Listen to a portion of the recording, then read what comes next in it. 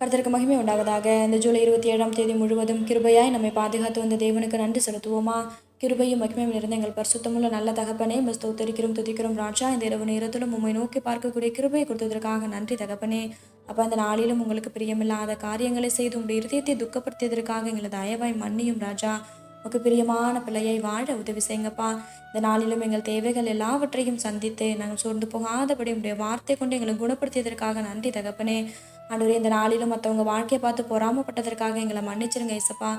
பொறாமை அப்படின்ற ஒரு எலும்புரிக்கை எங்களுக்குள்ள எப்பொழுதுமே இல்லாதபடி அதற்கு எங்களை விலக்கி காத்தருளும் ஆண்டவரே. மற்றவங்க வாழ்க்கையை ஒப்பிட்டு பார்க்காதபடி நீங்கள் கொடுத்த வாழ்க்கையில சந்தோஷமாகவும் சமாதானமாகவும் வாழ நீர் எங்களுக்கு கற்றுத் தருவீராக. உண்மை போல எல்லாரையும் நேசிக்க உதவி செய்யும்.